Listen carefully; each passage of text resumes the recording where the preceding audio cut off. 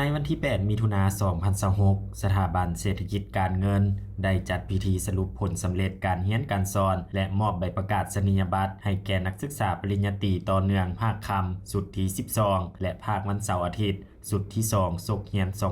2025-2026 โดยการเข้าร่วมเป็นประธานของท่านทองฤทธิ์ กิ่งแก้วอุดม หัวหน้าสถาบันเศรษฐกิจการเงิน มีรองหัวหน้าสถาบัน หัวหน้าแผนก หัวหน้าภาควิชา ครูอาจารย์ของสถาบัน และนักศึกษาเข้าร่วม ในพิธีดังกล่าวท่านเกษรเทพพวงศ์รองหัวหน้าสถาบันเศรษฐกิจการเงิน ได้ให้ฮู้ว่าในต้นศกเรียน 2025-2026 มีนักศึกษาทั้งหมด 94 คนหญิง 54 คน แบ่งออกเป็น 2 สาขาคือ สาขาการบัญชี นักศึกษาปริญญาตรีต่อเนื่องภาคค่ำสุดที่ 12 จำนวน 63 คนหญิง 39 คน และสาขาภาษีภาควันเสาร์อาทิตย์สุดที่ 2 จำนวน 31 คนหญิง 15 คน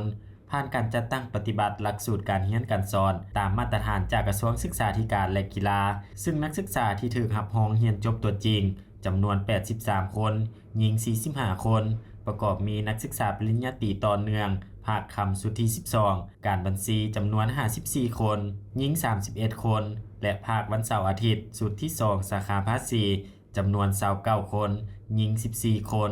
ผลสำเร็จดังกล่าวเมียนมาจากความเอาใจใส่และความรับผิดชอบสูงของพนักงานครูอาจารย์จากสถาบันเศรษฐกิจการเงินทั้งหมดและความเอาใจใส่ในการศึกษาคนกว่าของนักศึกษาตลอดระยะเวลาเรียนในสุดนี้ด้วยความรับผิดชอบสูงโอกาสดังกล่าวท่านทองฤทธิ์ กิ่งแก้วอุดมหัวหน้าสถาบันเศรษฐกิจการเงินได้แสดงความสมเชยต่อนักศึกษา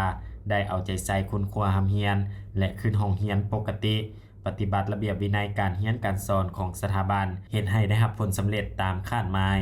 ตอนท้ายท่านหัวหน้าสถาบันเศรษฐกิจการเงินได้ให้เกียรติมอบใบย่อให้นักศึกษาปริญญาตรีที่เรียนดีมีวินัยเรียนจบสั้นได้คะแนนเฉลี่ยประเภทดีไลน์พร้อมทั้งมอบใบประกาศนียบัตรให้แก่นักศึกษาจบใหม่